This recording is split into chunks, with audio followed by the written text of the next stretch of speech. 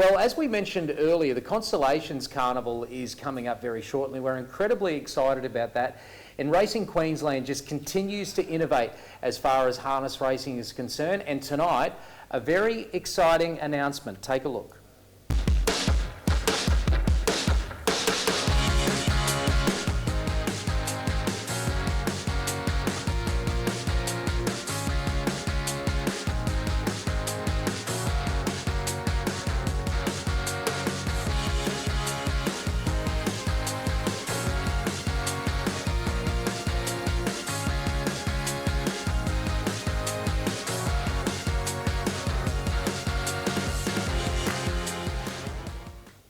February 2025, it is called Ultimate Driver. It's an exciting innovation. It's probably a slot series with a big difference, and to tell us more, David Brick, CEO of Racing Queensland, is with us. David, a very exciting innovation. We see so many great races that you've set up through the Constellations Carnival with race horses, but now we've got race drivers. Take us through why. Yeah, look, really excited to launch it in conjunction with the Creek and the industry. It's been something we've been looking at for some time, and it was actually a suggestion that came from one of our own in Trent Dawson to have a drivers series, but basically all the drivers drive for their drivers fees on the night. So it's started from there, and in conjunction with the club and with the development of slot style racing, we sort of thought, well, what if we could do that with the drivers, and particularly with, I guess, how well known our drivers are, not just in Queensland but nationally, and how important they are to the industry. We thought, well, this is something we can have a crack at. So, as you said, instead of horses, we're looking for 10 slot holders to put in $20,000 each. Go and pick a driver and see who can be the ultimate driver. So we're talking February 25, over $250,000 in prize money, 20 races, as you mentioned. There's 10 slots. One will go to the rights holder, of course, but 9 slots available for purchase for $20,000. Well, I'm sure now that the announcement has come up, there'll be a lot of interest in people taking part. When do applications close, and how can people be a part of it? Yeah, so applications close open as of tomorrow, and then we'll close on the 31st of July. We've got a selection panel. We want applicants to be really looking at how they can promote the industry, both here in Queensland and harness racing nationally. So once the applicants are in, there'll be a selection panel between RQ and the club, and we'll choose those that we think are going to really help promote what the initiative sets out to do. And you know, we've got some ideas and aims that hopefully it's not just a national product, that we can get some international drivers from the US in particular across to the series, and we've spoken with some over there, and they're quite excited by it. So while we've certainly got some great drivers here, we think the need, and given the need for wagering isn't just within our bounds, and you know, we see weekly racing being wagered on at Woodbine and also Meadowlands. So if we can get those drivers here as well, I think that can only help both ourselves and those over in the States.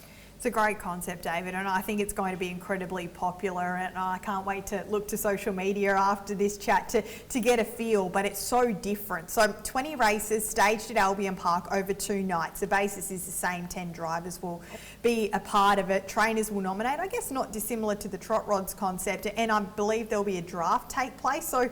I guess it is kind of a bit similar to what we're seeing tonight. Yeah, well, we've used this product that we've done and continue to develop that, and what we've learnt from that, hopefully able to move into this, and that was one initiative that people suggested as part of the discussions around this, that why can't we have a draft style system?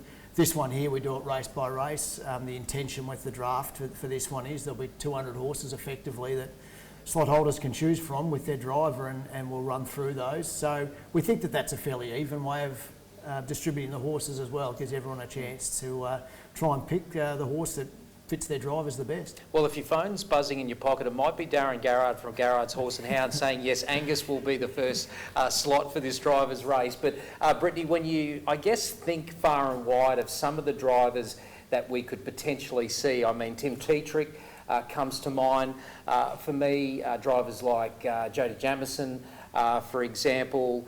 We've got Dexter Dunn doing great things in America. Wouldn't even be great to see maybe an Andy McCarthy come back to his home state of Queensland. Some of the drivers that you might have on your wish list that you would think could potentially put their hand up for this series? Yes, certainly. I think it's the right time for those Northern Hemisphere drivers to really consider. It's awfully cold where they are in February, and it'll be perfect weather here. So, David, is that something that you're really keen to approach? And I guess when you break it all down, it's a $100,000 first prize. It's up to the slot holder to negotiate how that all plays out, but that's still a fair bit of coin. Yeah, certainly, as you said, the timing of the series was put there to try and attract some drivers from other parts. We are aimed to have it in between sort of the Hunter Cup and the Miracle Mile. We think there's a bit of an opportunity there to, obviously the eyes are on harness racing nationally because of those two big events, but we think if you put it there, and as you said, a bit of a lull in the North American season, we think it can have a real good spot right in that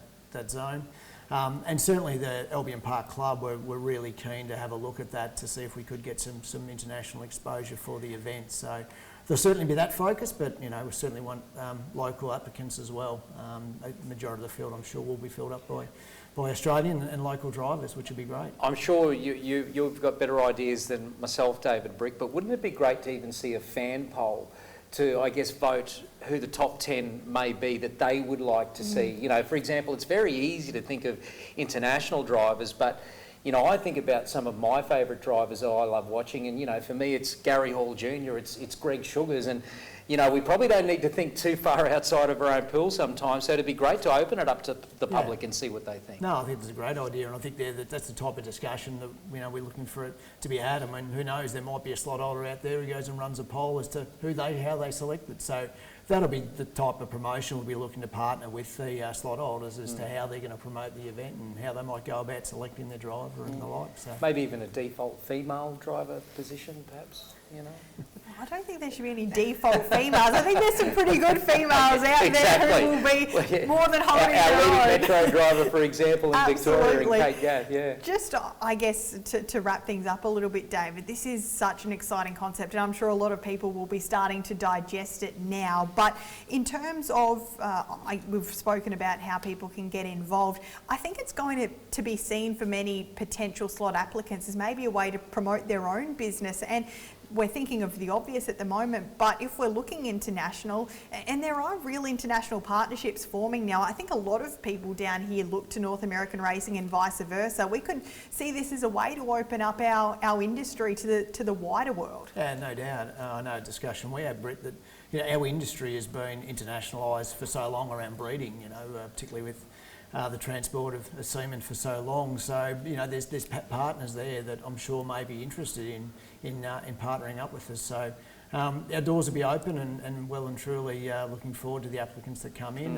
And as you said, that'll be on the RQ website from tomorrow, including all the terms and conditions and the details. But anyone who's interested, by all means, get in touch with RQ. We'll happy to have the discussion. Terrific, and we've heard it here tonight on our Trot Rods series announcement.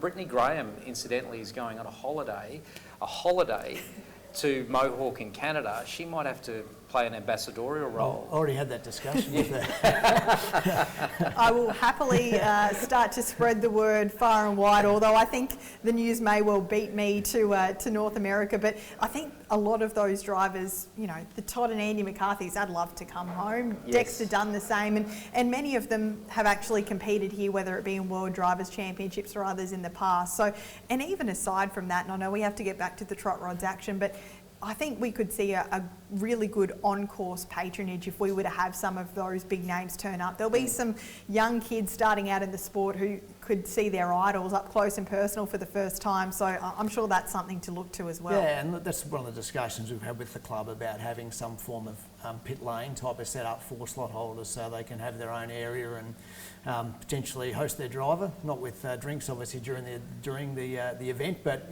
similar to what a pit lane might be in F1. So yeah, we think that type of concept can work really well. Any thoughts of having an ex-driver series that washed up, ex-drivers might be able to throw their hat A in the media ring too? race? Well, we might be able to throw that in all in the night as part of the promotion. Yeah, I'm sure. we'll drive the mini trotters perhaps. I'll need someone to host the coverage. So I'll maybe stick to that. right. Yeah, exactly. Good on you, Bricky. Terrific announcement, very exciting and wonderful to see, Racing Queensland, Harness Racing Queensland, as innovative as ever. So terrific work. Thanks Thank very you. much. Cheers.